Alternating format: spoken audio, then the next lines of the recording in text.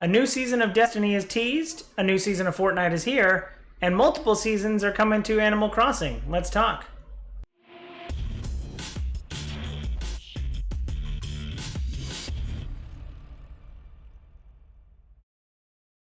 What up, viewers? What up? What up? Today is Friday, the 21st. Friday, February 21st. I don't know my dates now. And that means it's time for a quick recap of the week in video game news. Like I discussed, earlier this week we had an Animal Crossing Direct that I watched most of. I had it on a second screen while I was working, but I did watch the Animal Crossing Direct. And, you know, I've been gung-ho about Doom, but I'm getting the sense that I love all the art that I've seen across the internet of like Doom and Animal Crossing like being best of friends, and like Isabella crushing some demon skulls and Doom guy like hanging out in the Animal Crossing world. But the Animal Crossing Direct, I'm feeling more and more like I'm gonna get sucked into Animal Crossing, even though I've never played any Animal Crossing games, which I'm kind of perfectly fine with because it seems like the relaxing, exploratory building up of things that I would enjoy. But I watched it. The big pieces of news that I saw was like you can select your hemisphere, you can select your starting map, you can like terraform your entire map if you don't like how the river is cutting through your land. And it sounds like you're rather than, and like I said, I haven't played the previous ones, but rather than starting off in a town and finding your place in a town, it sounds like you're more building up your entire island from the bottom up, which sounds like a fun game. So yeah, I'm slowly getting the pull towards Animal Crossing, and all my friends are really excited about it, so I'm slowly getting more and more excited about it. But I will be playing Doom on day one, but I am slowly getting more excited about Animal Crossing. Let me know what you think of the Animal Crossing Direct down below. Fortnite Season 2 is here, and while I don't currently play Fortnite, someone in my household plays it a lot. And I did see the Deadpool part, which is something I want to talk about greatly. But it seems like the theme is all around kind of like hitmen, henchmen, spies, and so they had a really cool intro that I watched of like you're gonna have your spy team, and you can choose different skins, and you really get into skin customization, which is sounding a lot. Which is really interesting and sounding a lot cooler about making every Fortnite character more and more unique and more the player's own, which is really interesting and something I look forward to seeing more about. Also, I feel like I've been waiting for Deadpool for the longest time in Fortnite, and now it's finally happening, so I can't wait to see how Deadpool gets executed as a skin in Fortnite. Maybe not as cool as the Borderlands stuff, but could be just the Merc with the mouth could be just as cool.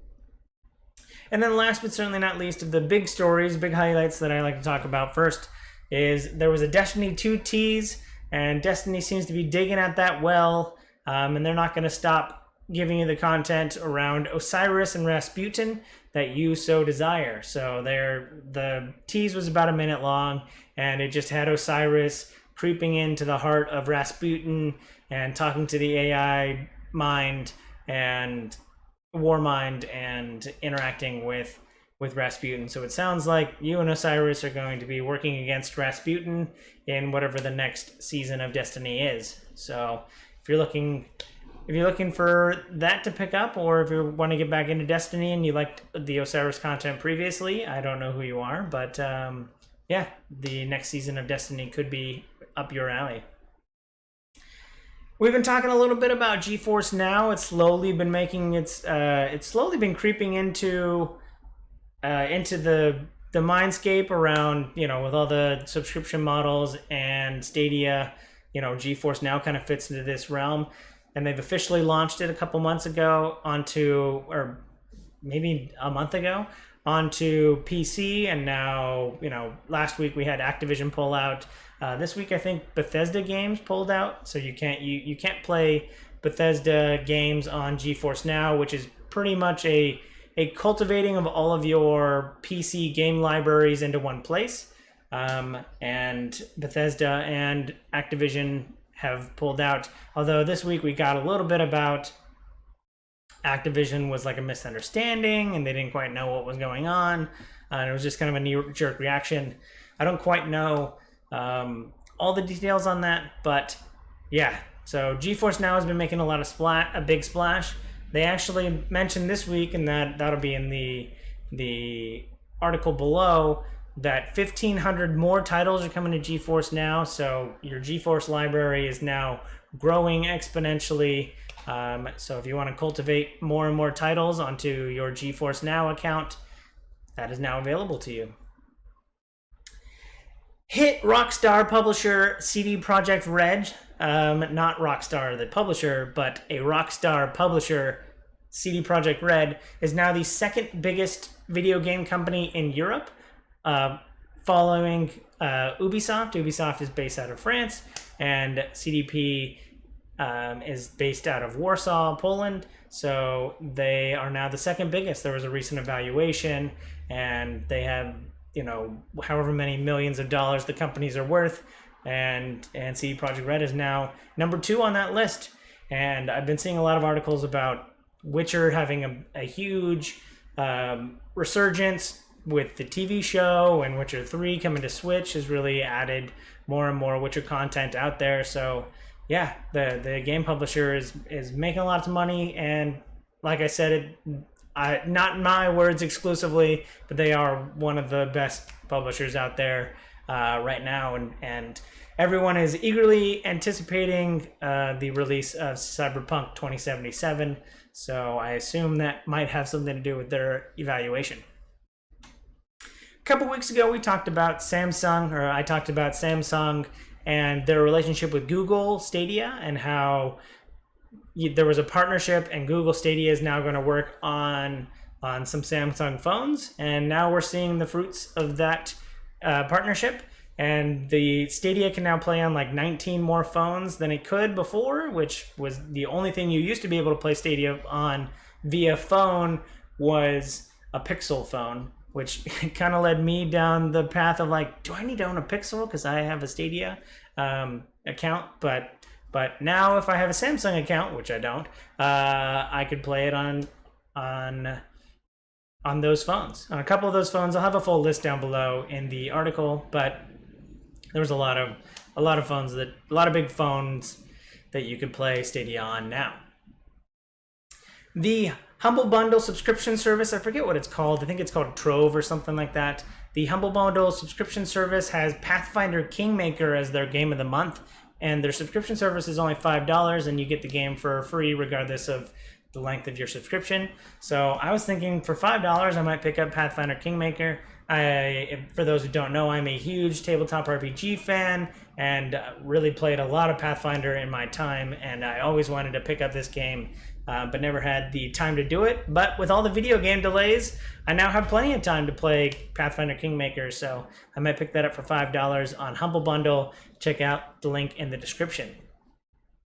Speaking of other things that I am very passionate about, I am very passionate about the Warhammer universe, both 40K and Fantasy. I played both of the tabletop games, and now the Warhammer 40K has had a really big resurgence. They're really licensing out their IP to be used everywhere, and now you can play as an orc DACA pilot. I saw a trailer for this, and I was like, what is going on? But you can play as an orc DACA fighter pilot, and you can get in dogfights. So yeah, if you want to fly around and get in dogfights and airplanes in the Warhammer 40K universe, this is your opportunity. I don't think there was a release date scheduled for the game, but it is a game that I'm looking forward to. I like all of the Warhammer games, even some of the bad mobile games. But I'm just really excited for all the different ways that the Warhammer IP has been used and licensed via. And how the IP is kind of proliferated into several different genres, and now even a airplane fighter pilot genre. So yeah. Moving right along, Starcraft Ghost, the game that was canceled 15 years ago, was a third-person shooter that was meant to come out. It was set in the Starcraft universe. You played as, I think, what would eventually become Nova, which we met in StarCraft 2, the Wings of Liberty campaign. But StarCraft Ghost was going to be a third-person shooter the public had only ever seen small glimpses of what the game was going to be like. But now there's like a whole 5-minute video that has been leaked on the internet of what gameplay would have looked like for Starcraft Ghost, and it looked kind of good. For a previous gen game, it looked like it was gonna work. But I don't remember all of the details of why that got canceled. But the game looked good, and if you want to see what that looks like, there'll be a link down below. Speaking of game delays, Empire of Sin is a gangster game I've been following for a while. Is a gangster XCOM type, so you're moving around like a grid based, and you're hiding up behind cover, and it's turn based, and you're blowing away enemies. So the game Empire of Sin has been delayed. I believe it was sometime in the first half of the year was kind of like the general sense of when it was coming out, and now it has been delayed into Q3, Q4, end of the year kind of time frame. So I think it said autumn at the end of the trailer or at the end of the article I read. But yeah, the game's been delayed. One of many delays that has been coming, that has been plaguing the video game industry of late. Last but certainly not least, Diablo and Overwatch have shows that are coming out. And the way the internet has found out is someone was patrolling the LinkedIn profiles and someone claimed credit, like an actor's credit or a type of credit on the Diablo and Overwatch shows that they're working on. So now we know that those are coming out. I think Overwatch is meant to be an anime, and then Diablo is meant to be more of a, I don't remember what the animation style is going to be for the show, but they're both intended to be cartoony or animated TV shows.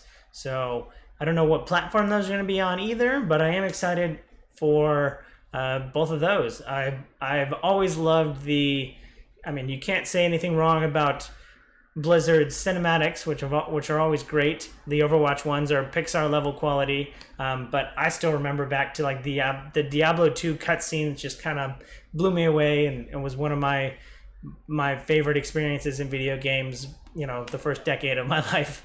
And now they kind of set the bar. So, and I actually like the Warcraft movie, sidebar, but the Warcraft movie was fine in my eyes. So, I think depending on how close Blizzard has control over it, or if they let the artists do their thing, it could end up being a pretty cool thing. And recent shows like The Witcher have proven that you can have good video game. Well, Witcher's not necessarily exclusively a video game IP because there's a series of books before, but you can kind of see that gaming movies have made a lot of money recently, and gaming TV shows have been putting in work too. So I think this is ripe for success. Thanks for watching. I hope you enjoy this content. If you do, follow, like, and subscribe to me on YouTube and Twitch. Links down below in the description so you can see more great content like this. Every little bit helps, so any way that you can show that you support, even just leaving a comment saying good job or what you did or didn't like about it, really goes a long way. I check the comments all the time, so any way you can show support really means a lot to me. Thanks again. Hope you have a super day.